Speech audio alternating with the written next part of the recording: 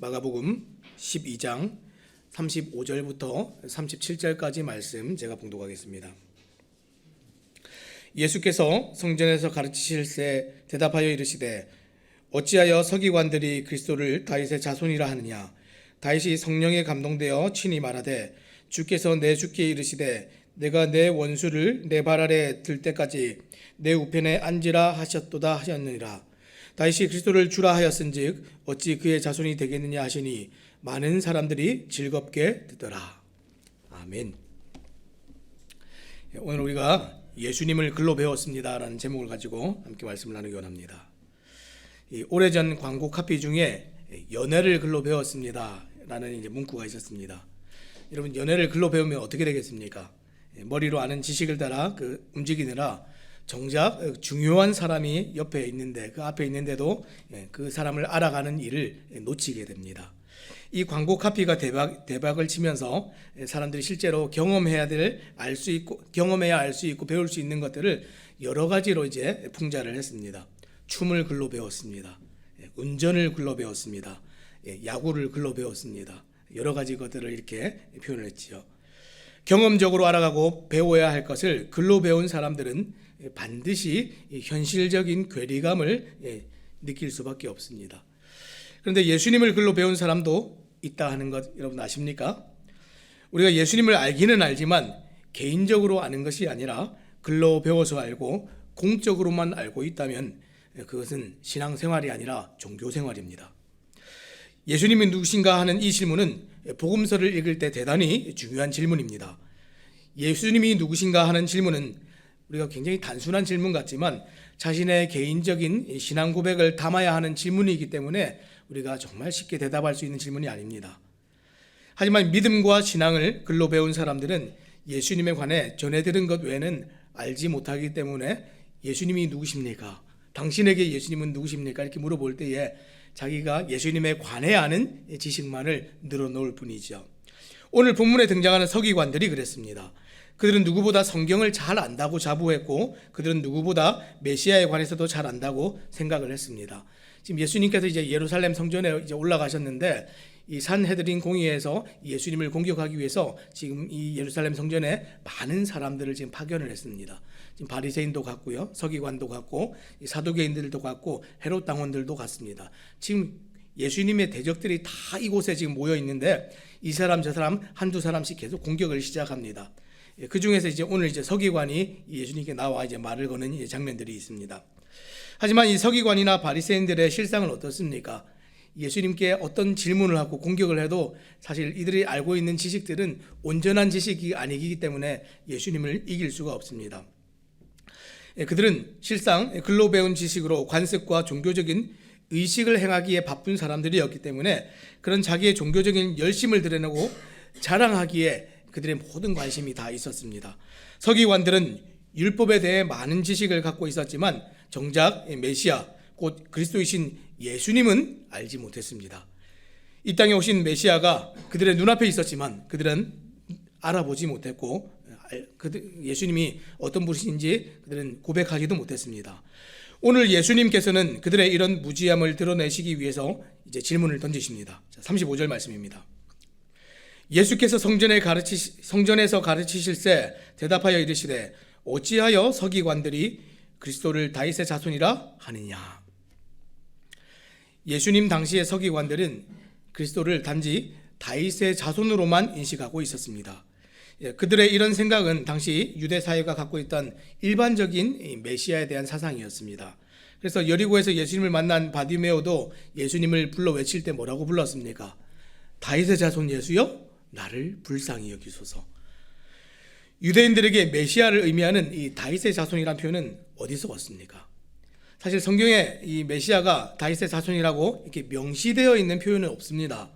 다만 이제 사무엘하 7장을 근거로 메시아에 대한 이 유대인들의 생각이 발전되고 정리된 것이 나중에 다윗의 자손이 되었습니다. 자, 그 근거가 되는 말씀이 무엇입니까? 사무엘하 7장 12절부터 16절까지 말씀인데 제가 한번 읽어보겠습니다. 내 수완이 차서 내 조상들과 함께 누울 때에 내가 내 몸에서 날 내 씨를 내 뒤에 세워 그의 나라를 견고하게 하리라. 그는 내 이름을 위하여 집을 건축할 것이요 나는 그의 나라 왕위를 영원히 견고하게 하리라.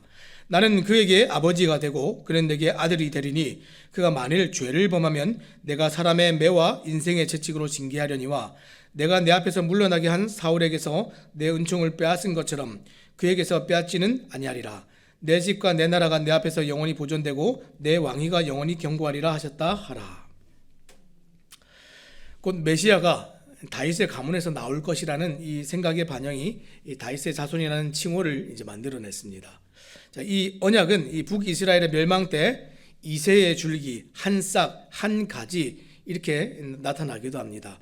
그래서 이사야서 11장 1절 말씀에 보니까 이새의 줄기에서 한 싹이 나며 그 뿌리에서 한 가지가 나서 결실할 것이요. 지금 다윗의 어떤 가문에서 메시아가 오게 된다는 그 이해들이 성경에는 이제 많이 있습니다. 그러다 보니까 다윗의 자손이라는 이 표현을 사람들이 자꾸만 떠올리게 되지요.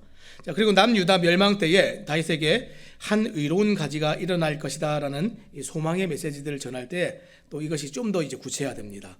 자, 예레미야 23장 5절에서 6절 말씀 제가 한번 읽겠습니다.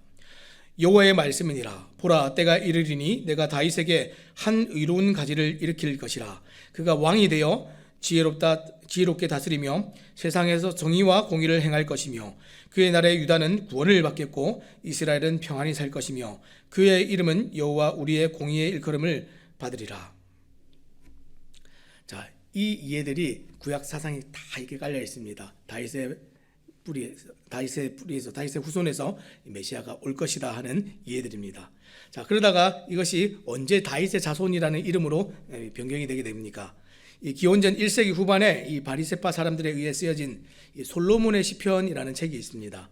우리가 지금도 이제 중간사 배우고 있지 않습니까? 그 중간사 기간에 이 솔로몬의 시편이라는 책을 이제 바리새파들이 엮어서 만든 책이 있는데 이 다윗의 자손이라는 정확한 그 표현이 거기에서 이제 등장을 합니다. 이 솔로몬의 시편 17편 2절 말씀에 보면 이 표현이 등장하는데 이것은 당시 바리새인들의 메시아 신학으로 자리 잡았고 이 서기관들은 예수님 시대까지 이것을 계속해서 가르쳐 왔습니다. 예수님께서는 그들의 이런 익숙한 상황을 염두에 두시고 지금 이제 질문을 계속 이어가십니다. 자, 36절 37절입니다. 다윗이 성령에 감동되어 친히 말하되 주께서 내 주께 이르시되 내가 내 원수를 내 발 아래 둘 때까지 내 우편에 앉으라 하셨도다 하였느니라. 다윗이 그리스도를 주라 하였은즉 어찌 그의 자손이 되겠느냐 하시니 많은 사람들이 즐겁게 듣더라. 첫 번째 질문하실 때 왜 사람들이 메시아를 다윗의 자손이라 하느냐 이 질문을 하시고 사람들의 대답을 이제 듣지 않으시고 바로 다음 질문을 이어가신 것이죠.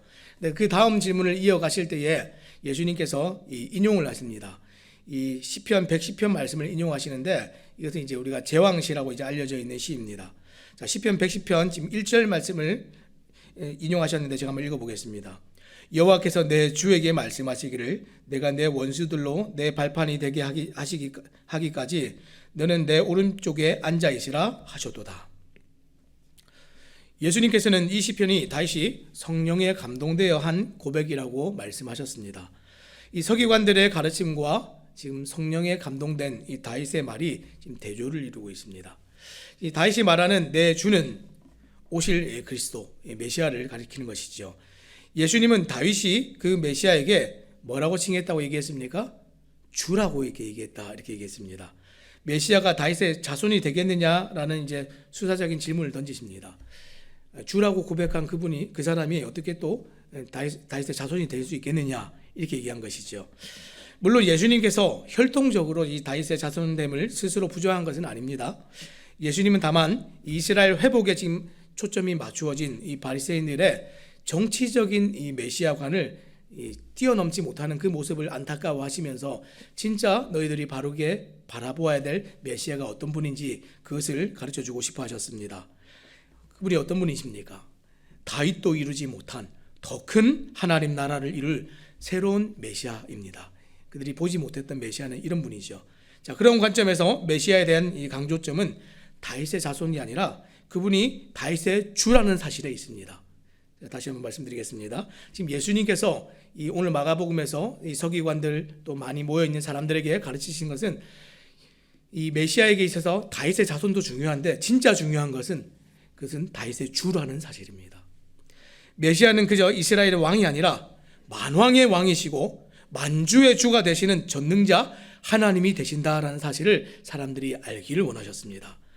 예수님께서 인용한 시편은 이 110편 말씀은 지금 사도행전에서도 인용이 되고 있는데, 역시 이 사도행전에서도 메시아이신 예수님을 주로 소개하는 목적으로 그 강조점이 있습니다. 우리가 잘 알고 있는 이 오순절날 이 유대인 3,000명을 돌아오게 했던 사도 베드로의 설교, 그 설교 가운데 오늘 이 시편 110편이 또 똑같이 인용이 됐습니다. 제가 한번 읽어보겠습니다. 사도행전 2장 25절부터 32절 말씀입니다. 다윗이 그를 가리켜 이르되 내가 항상 내 앞에 계신 주를 배웠으며 나로 요동하지 않게 하기 위하여 그가 내 우편에 계시도다. 그러므로 내 마음이 기뻐하였고 내 혀도 즐거워하였으며 육체도 희망에 거하리니 이는 내 영혼을 음부에 버리지 아니하시며 주의 거룩한 자로 썩음을 당하지 않게 하실 것이미로다. 주께서 생명의 길을 내게 보이셨으니 주 앞에서 내게 기쁨이 충만하게 하시리로다 하였으므로 형제들아 내가 조상 다윗에게 대하여 담대히 말할 수 있노니 다윗이 죽어 장사되어 그 묘가 오늘까지 우리 중에 있도다. 그는 선지자라 하나님이 이미 맹세하사 그 자손 중에서 한 사람을 그 위에 앉게 하리라 하심을 알고 미리 본고로 그리스도의 부활을 말하되 그가 음부에 버림이 되지 않고 그의 육신이 썩음을 당하지 아니하시리라 하더니 이 예수를 하나님이 살리신지라 우리가 다 이 일의 증인이로다. 아멘. 사도 베드로도 지금 이 시편 110편 말씀을 인용하면서 예수님을 뭐라고 소개하고 있습니까? 주님이라고 소개하고 있습니다. 주라고 얘기하고 있습니다. 그 주님이 다윗보다 훨씬 더 크신 분이고, 그분이 이 다윗은 죽어서 그냥 무덤이 우리에게 지금 있는데 이분은 죽어서 장사되었지만 부활하셔서 살아나신 하나님의 아들이시다. 이것을 지금 주라는 고백 가운데 다 말하고 있습니다. 자, 이 본문에서 드러내는 것이 무엇입니까? 메시아가 다윗의 자손일 뿐 아니라 다윗의 주가 되신다. 다윗의 주가 되실 뿐 아니라 이스라엘의 주가 되시고 그 예수님을 믿는 모든 사람들에게 주님이 되신다라는 것을 지금 강조하고 있습니다. 메시아를 다윗의 자손이라고 알고 있던 서기관들과 바리새인들의 견해는 옳은 것이었지만 불완전했습니다. 그들은 주 대신 예수님을 몰랐고 그 주 대신 예수님을 알지 못하니까 사랑할 수도 사모하지도 못하는 사람들이었습니다. 왜냐하면 그들은 예수님이 누구신지 정확하게 알지 못하고 정말 글로써 정말 이 성경의 어떤 지식적인 걸로만 알고 있었던 사람들이기 때문에 그렇습니다. 예수님을 문자로 글로만 배워 지식적으로 알게 되면 삶에서 예수님을 힘있게 우리가 의지하고 믿고 살아가는 일들이 굉장히 어려워집니다. 사랑하는 여러분, 오늘 여러분은 말씀에 대한 정말 바른 이해들을 가지고 계십니까?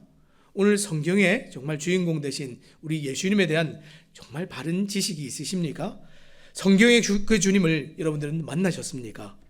우리가 이 구원 상담을 하고 이제 사람들을 만날 때마다 복음을 전하지만 어려서부터 교회에서 자란 많은 사람들이 지식적으로 많은 것들을 말할 수 있습니다. 제가 이제 이 부활절 다가오고 집례식이 이제 가까우면서 이제 초등부 어린이들도 제가 계속 구원 상담을 하고 있는데 너무 잘합니다. 말을 잘하는데 그 말을 유창하게 하는 아이들 중에서도 믿는 아이들이 있고 믿음이 없이 지식을 떠드는 아이들이 있습니다. 어른들도 마찬가지죠. 성경의 그 주님을 만나는 일은 오늘 내 삶에 내 모든 것들이 복이 되어지고 나의 주님이 내 삶 가운데 있어야 됩니다. 오늘 날마다 우리 주님과 사귐이 있고 사랑스러운 교제가 일어나고 있으십니까? 사랑하는 여러분, 교회를 다니기는 다니는데 우리 주님과 사귐이 없고 날마다 개인적이고 인격적인 만남이 없다면 우리도 오늘 서기관들과 다를 바가 없습니다. 그저 교회를 출석하며 내가 뭔가를 하고 있다는 그 양심의 위로를 받으면서 살아가는 종교인이 될 뿐입니다. 오늘 여러분에게 예수님은 누구십니까? 예수님은 어떤 분이십니까? 오늘 이 아침에 그저 종교적인 습관을 따라서 일어나서 오늘 새벽에 예배해야지 그러고 이 예배에 참석하고 지금 이 말씀을 듣고 계신 분들이 계십니까?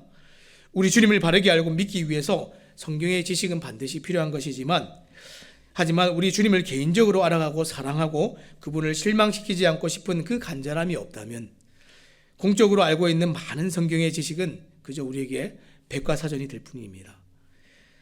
오늘 말씀을 맺겠습니다. 오늘 서기관들은 성경을 연구하는 자들이기 때문에 나름 성경을 누구보다 잘 안다고 자부하던 사람들이었습니다. 오늘 우리 중에도 나는 서기관들처럼 성경을 오랫동안 많이 읽었고 잘 알고 있고 공부했고 배웠고 나는 그런 사람이야 라고 그렇게 여기는 분들이 계십니까? 그러나 성경 연구가 지식 추구에 멈췄고 지식과 경험이 주는 이 인정과 지위의 그 달콤함에 취해서 주 되신 예수님과 그분의 구원의 일을 알지 못한다면 우리는 그분과 아무런 상관이 없는 사람들입니다. 많은 지식이 있어도 어설프게 알거나 개인적이고 인격적으로 예수님을 아는 만남이 없다면 여러분 그것은 죽은 신앙입니다. 아직도 예수님을 글로 배우고 계신 분들이 계십니까? 예수님을 글로 배웠습니다. 예수님과의 사랑을 글로 배웠습니다. 예수님과 사귐을 글로 배웠습니다. 절대로 안 되는 일입니다. 오늘 성경에서 반드시 예수님을 만나시기 바라고 오늘 하루를 살아가면서 내 사랑하는 그 주님과 사귐이 있고 함께 동행하는 그런 삶이 오늘 하루 여러분들의 삶 가운데 있어지기를 우리 주님의 이름으로 부탁드립니다. 기도하겠습니다.